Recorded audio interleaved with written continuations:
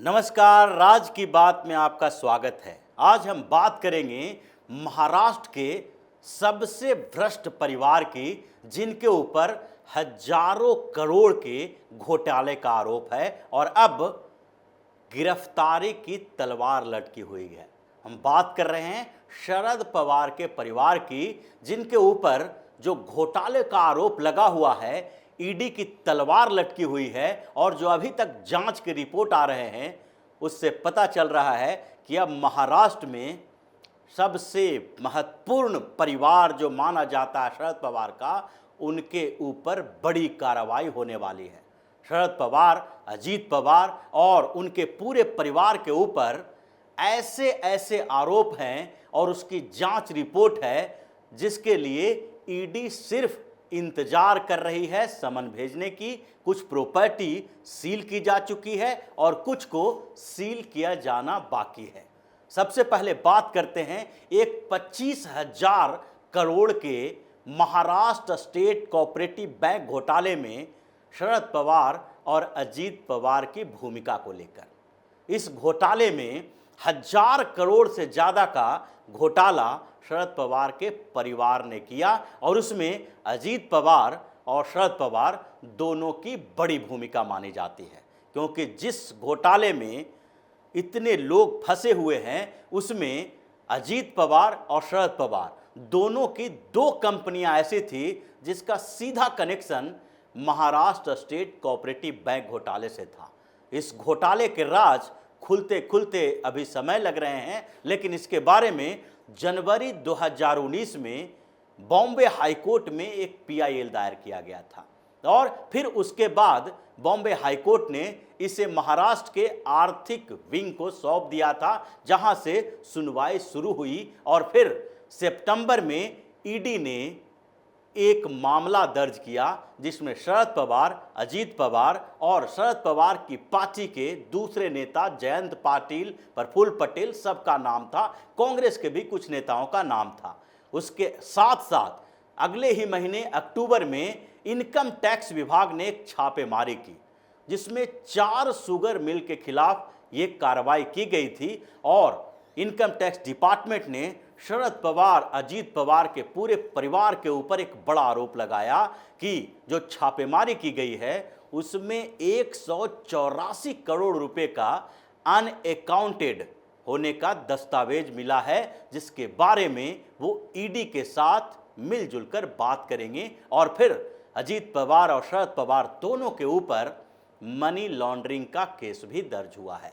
पिछले दिनों शरद पवार के भतीजे अजीत पवार की एक कंपनी को सील किया गया और उसके लिंक कैसे जुड़े हुए हैं इस पूरे महाराष्ट्र कोऑपरेटिव बैंक घोटाले से, वो एक आश्चर्य वाली बात है, क्योंकि ईडी को जो सबूत मिले उससे आईने की तरह साफ हो जाता है कि कहीं न कहीं अजीत पवार जब महाराष्ट्र स्टेट कोऑपरेटिव बैंक के डायरेक्टर थे, महाराष्ट्र के डिप्टी सीएम थे, तो उन्होंने एक साजिश के तहत एक सहकारी शुगर कंपनी की नीलामी करवाई और उसे अपना बना लिया।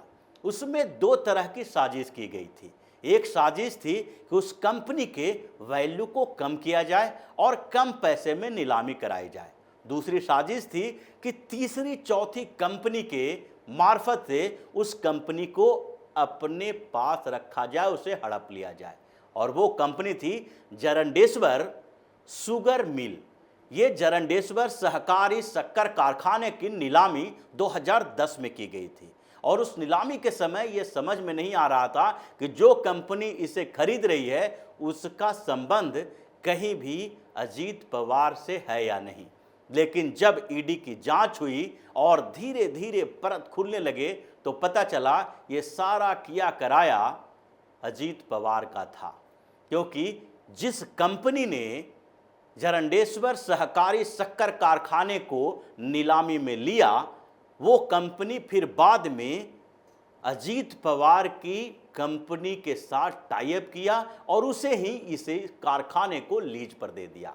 ये कंपनी थी गुरु कमोडिटी प्राइवेट लिमिटेड। गुरु कमोडिटी प्राइवेट लिमिटेड ने जरंडेश्वर शक्कर कारखाने को नीलामी में लिया था और उसके बाद उस कंपनी को लीज पर दे दिया स्पार्किंग सॉइल प्राइवेट लिमिटेड को। Sparking soil private limited Ajit Pawar और उनकी पत्नी सुनेत्रा पवार की कंपनी है, जो दोनों ने मिलकर इस पूरे साजिश को रचा और फिर जरंडेश्वर सहकारी शक्कर कारखाना इन दोनों की प्रॉपर्टी हो गई।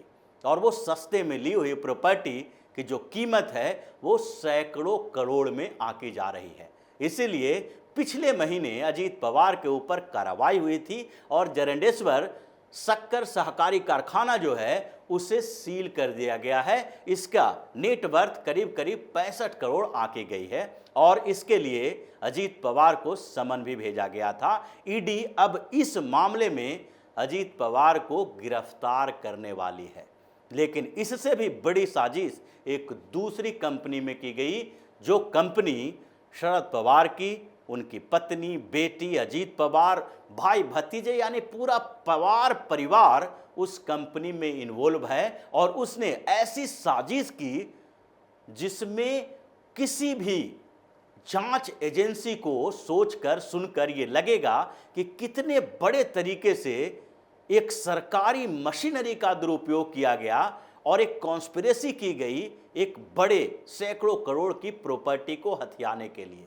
सबसे पहले ये जान लेना जरूरी है कि 2012 में एक बड़ी घटना हुई थी। महाराष्ट्र स्टेट कोऑपरेटिव बैंक उस समय जिस तरीके से उसके ऊपर आरोप लग रहे थे जो लोन के फ्रॉड में जाने का, उसी से जुड़ा हुआ एक खुलासा हुआ और जुड़ा हुआ था एक सहकारी शुगर कंपनी के नीलामी से संबंधित। क्योंकि कन्नड़ सहकारी शुगर कंपनी जो थी उसकी नीलामी 2012 में हुई थी और उसके नीलामी में एक बड़ी साजिश की गई थी। उस कंपनी की नीलामी के लिए 3 बिड डाले गए थे, 3 कंपनियों ने बिड डाली थी और तीनों कंपनियों का कहीं न कहीं संबंध एक ही कंपनी से था जिसे ये नीलामी में कन्नड़ शुगर कारखाना दी गई। ये मामला तब सामने आया जब ईडी और आईटी ने इस पूरे कंपनी के प्रोफाइल को, इसके जो लेन देन है उसको देखा। क्योंकि उस कंपनी के जो कन्नड़ शुगर कारखाना है उसकी नीलामी के समय ये कहा गया कि 3 बिड डाले गए हैं, जिसमें एक हाईटेक इंजीनियरिंग लिमिटेड है, दूसरा समृद्धि प्राइवेट लिमिटेड है और तीसरा बारामती एग्रो प्राइवेट लिमिटेड है। इन तीनों कंपनियों में से सबसे बड़ा बिड जो था बारामती एग्रो प्राइवेट लिमिटेड का था।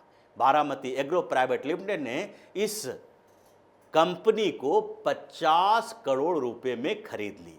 अब ये जो साजिश रची गई थी उसमें पहली साजिश बिडिंग के टाइम में ही थी।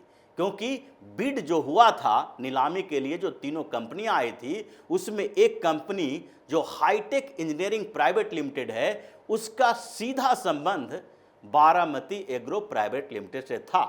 क्योंकि उसके जो डिपॉजिट की रकम थी 4 करोड़ 59 लाख रुपया, वो भी बारामती एग्रो प्राइवेट लिमिटेड ने दी थी। और ये जो पूरा खाता चेक किया गया तो उसके बाद ही ये पता चला, जब बिड हो रही थी तो उसके लिए डिपॉजिट की रकम जो 4 करोड़ 59 लाख जमा करनी थी, उसके 1 महीने पहले हाईटेक इंजीनियरिंग को 5 करोड़ रुपए बारामती एग्रो प्राइवेट लिमिटेड से मिले थे। और उसके बाद जब ये बिड खत्म हो गया तो उसके साथ ही 1 महीने के बाद हाईटेक इंजीनियरिंग प्राइवेट लिमिटेड ने 4.5 करोड़ रुपए बारामती एग्रो प्राइवेट लिमिटेड को लौटा दिए। लेकिन उसके बाद जो बची हुई रकम थी वो थी घूस की रकम। यानी बारामती एग्रो प्राइवेट लिमिटेड ने उसे ये करने के लिए कहा था कि आप बिड डालो और रकम कम डालना ताकि आपका नाम उसमें ना आए और हम कम पैसे में इस प्रॉपर्टी को खरीद लें, इस कंपनी को खरीद लें और उसके बदले आपको 50 लाख रुपया दिया जाएगा। यानी 4,59,000 रुपया आप बिड में डालेंगे और फिर जो 5 करोड़ की लोन आपको दी गई है उसमें से 4.5 लाख आप लौटा दो, 50 लाख अपने पास रख लो। क्योंकि 50 करोड़ की जो कंपनी खरीदी जा रही थी उसकी एक्चुअल वैल्यू सैकड़ों करोड़ में है। और इसीलिए बाद में जब वो लौटाने का जिम्मा बारामती एग्रो प्राइवेट लिमिटेड को मिली, तो उसके बाद जब वो कंपनी कन्नड़ सहकारी शक्कर कारखाना बारामती एग्रो प्राइवेट लिमिटेड को हो गई, तो 1 महीने बाद ही इसकी कीमत में ज़बरदस्त उछाल आ गया।